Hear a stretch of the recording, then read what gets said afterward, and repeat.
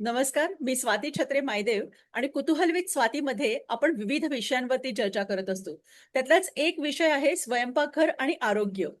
आणि ह्या मालिकेमध्ये डॉक्टर गानू यांनी आपल्याला एक मायक्रोवेव्ह स्पेशल भागामध्ये मायक्रोवेव्ह बद्दलच्या काही गैरसमजुतींचं निराकरण त्यांनी केलं होतं आणि काही महत्त्वाच्या टिप्स सुद्धा दिल्या होत्या. तर आज आपल्याला मायक्रोवेव्हच्याच संदर्भामधली एक सेफ्टीची अतिशय महत्त्वाची टिप ते देणार आहेत. तर आणि मला असं वाटतं, की जे लोकं मायक्रोवेव्ह वापरतात त्यांनी ही टिप अगदी नक्की ऐका, कारण की सेफ्टीचं एक खूप महत्त्वाचं रहस्य त्याच्यामध्ये आहे. तर आपण सुरुवात करूया. डॉक्टर गानू नमस्कार.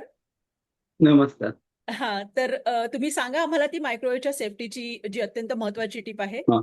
मध्यंतरी आपण जेव्हा एपिसोड केला मायक्रोवेव्हचा आणि हो. त्याच्यानंतर मला एक व्हॉट्सअपवरती असा फॉरवर्ड मेसेज आला, की एका मुलाने रात्री अभ्यास करत असेल म्हणा, कॉफी तापवाय म्हणजे गरम करायला किंवा कॉफी बनवायला त्याने पाणी उकळत ठेवलं मायक्रोवेव्हमध्ये.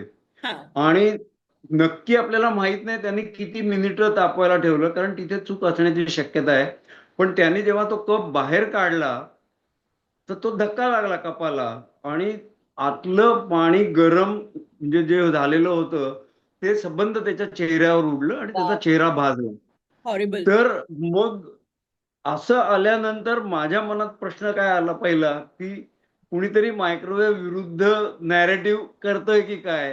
हं. पण आमचा एक फंडामेंटल आहे प्रिन्सिपल, की कुठलाही नॅरेटिव्ह आला तरी त्यात म्हणजे त्याला फीडबॅक समजायचं आणि फीडबॅक कधीही म्हणजे टाळायचा, इग्नोर करायचा नाही.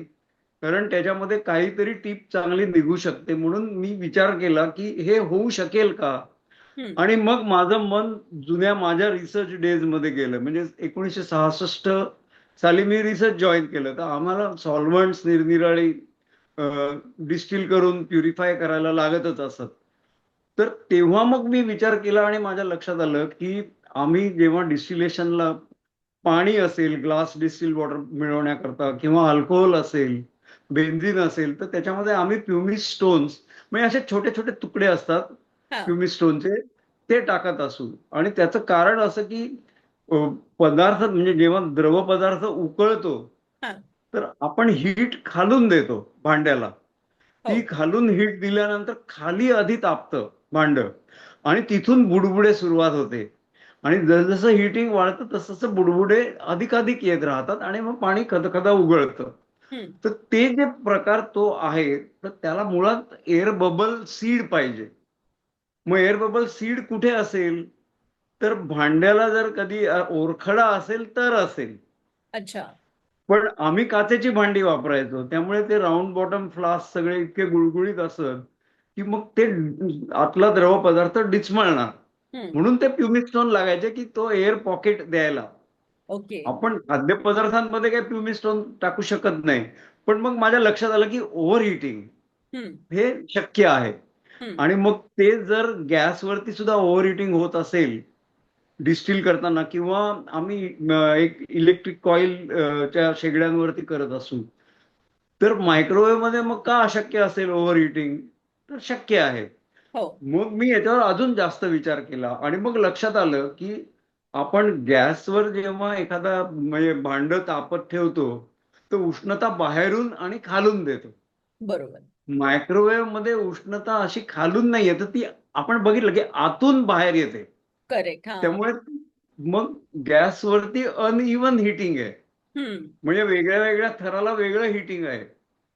खालच्या तळाला जास्त आहे, वरती कमी असेल आणि मग ते संपूर्ण होतं. तर मायक्रोवेव्हमध्ये संपूर्ण समान म्हणजे त्याला इव्हन हिटिंग होतं. आता बरोबर. इव्हन हिटिंग झाल्यामुळे सुपर हिटिंगची शक्यता वाढते. अच्छा. त्याला म्हणतात मेटास्टेबल स्टेट. हं. म्हणजे आता मेटास्टेबल हा लगेच एक कॉम्प्लेक्स शब्द आला. पण हं. म्हणजे काय, की उत्कलन बिंदूच्या वर ते द्रवपदार्थ तापलाय, पण बुडबुडे येत नाहीयेत. हां. मग तो पदार्थ तो अनस्टेबल असतो राइट. आणि त्याला जरा धक्का लागला, तर तो उसळून बाहेर येऊ शकतो, कारण ती उष्णता सगळी मोकळी होते अशी. वाफेद्वारे वाफ तर एकदम अचानक हां, बाहेर तर पडते. मग मायक्रोवेव्हमध्ये तसं झालं असेल का त्या मुलाच्या बाबतीत? अशी शक्यता वाटते. हां. मग मग माझं म्हणणं कसं आहे, की हे 1 इन मिलियन असेल. हां. पण दॅट 1 in million आपण नसावं असं प्रत्येक जण म्हणेल ना. नक्कीच. म्हणून हा एपिसोड करावा असं मला वाटलं, की काही बरोबर. नाही आम्ही अनेक वर्ष वापरतो, काही होत नाही. तर नाही होत आहे ते चांगलंच आहे. पण मग का होत नसेल हे पण आपण बघायला पाहिजे. हं, म्हणजे मग असं की त्या मुलांनी किती मिनिटं ती कॉफी करता पाणी तापवायला घेतलं आपल्याला माहित नाही. हं. पण ते जर पाणी उकळवायचं असेल त्याला आणि त्यांनी 3 मिनिटं 4 मिनिटं ठेवलं असेल तर ते सुपर हिटिंग शक्य आहे. कारण आपले कप खालून गुळगुळीत असतात. न्यूक्लिएशन एअर बबल करता नाही. बरोबर. सुपर हिटिंग झालं हं. तर धक्का लागल्यानंतर पाणी उसळलं अशी ती क्रिया असावी. बरोबर. मग आपल्याला ऍडवाइस काय देते कंपनी सुद्धा, की तुम्ही कप 150 ते 200 ml चा असतो. हां. तर आम्ही साधारणपणे 70 सेकंद मी चहाला म्हणजे गरम करतो. हं, हं. ते पुरतं. असं पाईप हॉट आणि अगदी उकळता आपण स्ट्रॉनी चहा पिणं ते काय बरोबर नाहीच आहे.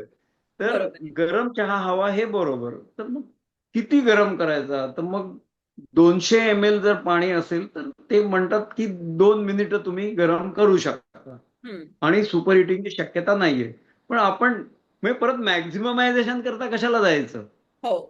आपण 1.5 मिनिटावर थांबावं, आपण 70 सेकंदावर थांबावं आणि ते गरमच होतो चहा. तो काय गार असतच नाही म्हणजे. हो. तर आपल्या म्हणजे आपण पण आपल्यावर कंट्रोल पाहिजे. नाहीतर आणखी याला काही अर्थ नसतो. तर हं. मग ती टीप अशी आहे, की गरम करतानाच मुळी तो 70 ते 90 सेकंद, हां, मॅक्झिमम 2 मिनिटं. हा एक झाला सल्ला. हां. दुसरा असा सल्ला असतो तज्ञांचा, कंपनी सांगते म्हणजे, की आता समजा पाणी मी गरम केलंय, उकळलं नाहीये कारण सुपर हिटिंग असू शकेल.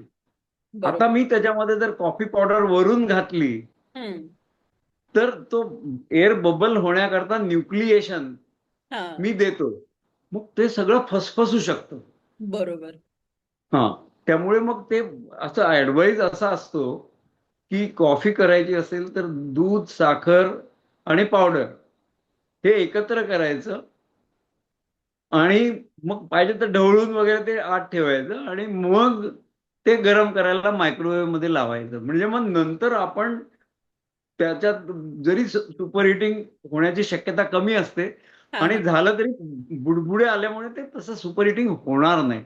हां, हां. पण कप बाहेर काढल्यानंतर जर मी कॉफी पावडर घातली हं, हं.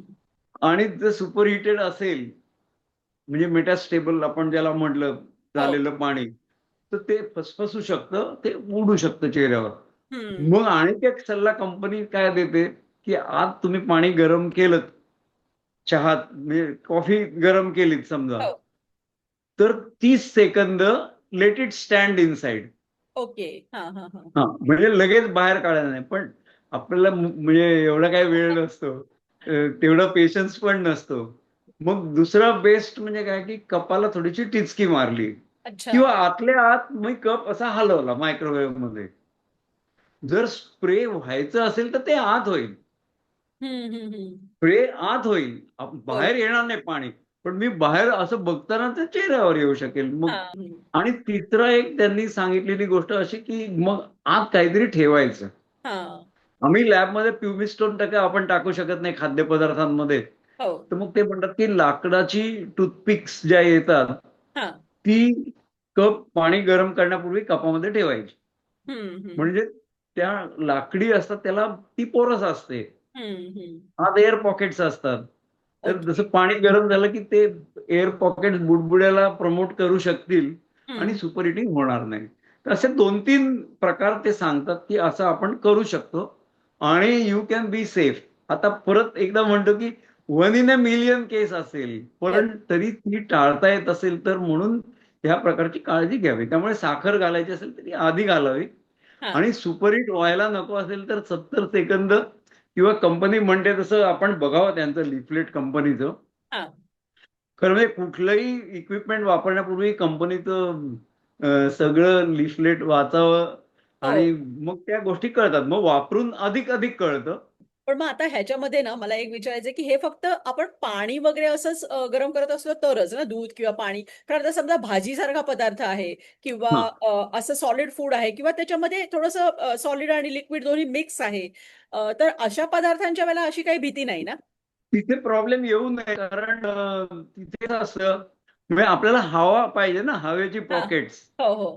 तर तुम्ही जर कडधान्य ठेवलं असेल, तुम्ही हां. भाजी ठेवली असेल, तर ते मिळतात ना त्याच्यामधनं. हो, हो. आणि ते आपण लगेचच काही बाहेर काढत नाही. हं, हं, हं. म्हणजे आपण त्या एपिसोडमध्ये पण आपल्या बघितलं, की भाजी किंवा काही शिजायला ठेवलं असेल, हो, तर म्हणजे मी तेव्हाही उदाहरण दिलं होतं, की अंडी आपण जेव्हा उकडतो बाहेर हो. गॅसवर, तर गरम झाली गॅस बंद करतो, पण पाणी ओतून नाही टाकत. हं, पण ते हं. शिजायला ठेवतो शिजत त्याच्यामध्ये राहतं. पाण्यात, गरम पाण्यात. तसं बरोबर. मायक्रोवेव्हमध्ये पदार्थ जरी मायक्रोवेव्ह बंद झाला, तरी आपण काही पदार्थ लगेच बाहेर काढत नाही. त्यामुळे तो थोडासा कूलिंग होतं त्याचं. बरोबर. आणि तिथे भीती कमी वाटते. पण नुसतं पाणी, नुसता चहा किंवा दूध पाणी मिक्स हं. हे जेव्हा असतं, तेव्हा सुपर हिटिंगची शक्यता जास्त होते. ओके. की बरोबर. एक तर तुम्ही 70 सेकंद किंवा 90 सेकंद गरम करा हो. कप. म्हणजे 150 ते 200 एम-एल. 200 एम-एल 2 मिनिटापर्यंत म्हणतात. हं. पण म्हणजे मी ऑप्टिमायझेशन जे म्हणतो, हो. 2 मिनिटं मॅक्सिमम असेल तर I should not reach it. आपण प्रत्येक बाबतीत आपण बघा मॅक्सिमायझेशन करत नाही. तर आपण ऑप्टिमायझेशन बघतो. म्हणजे मी उदाहरण देतो नेहमी, की मूग तुम्ही जेव्हा वाफवता, मुगाकरता जर मी 6 शिट्ट्या काढल्या तर ते त्याचा भुगा होईल सगळा. बरोबर आहे. पण हं, राजम्याला जर मी 2च शिट्ट्या काढल्या तर तो शिजणार नाही. हं. त्यामुळे ऑप्टिमायझेशन प्रत्येक गोष्टीत आहे. बरोबर तर आहे. ते आपण कप पाणी गरम करणं तेव्हा सुद्धा आपण हा एक मनात हा विचार पाहिजे, की ऑप्टिमायझेशन. हो. आणि म्हणून मग ते 70 सेकंद किंवा 90 सेकंद हं, असं. आणि मग त्याच्यामध्ये आपण जसं म्हणजे म्हणू किंवा आत कपाला थोडासा हलवला किंवा टिचकी मारली, हं. तर सुपरहिट झालं असेल, तर ते आत स्प्रे होईल. म्हणजे मग बरोबर. आपल्याला काही त्याचा इजा होणार नाही. म्हणजे शेवटी आपला बिंदू आपण, आपल्याला त्रास व्हायला नको ही इच्छा असते ना, तर ते हो. मग ह्या काळजी ह्या प्रकारची घ्यायला लागते. बरोबर आहे. खूपच महत्वाची टिप आहे ही. कारण असा चुकून सुद्धा कोणाला असा एकदम अचानक वाफ तोंड चेहऱ्यावर आली आहे किंवा पाणी उसळून आलंय आणि अपघात घडलाय असं घडू नये. Thank you so much Ganu sir. खूप महत्वाची माहिती दिलीत. अजून सुद्धा कोणाला काही प्रश्न असतील ह्या संदर्भामधले किंवा काही अनुभव असतील अजून काही वेगळे, तर ते कमेंटमध्ये नक्की सांगा आणि त्या पाठचं काही विज्ञान विशेष असेल, तर गानू सर नक्की त्याबद्दल सुद्धा तुम्हाला नक्की सांगतील. Thank you so much. आणि जर चॅनलला सबस्क्राईब केलं नसेल, तर नक्की करा. आणि आपले 500 भाग पूर्ण झालेले असल्यामुळे आपल्याला हाईप बटन मिळालेलं आहे, तर हाईप सुद्धा नक्की करा.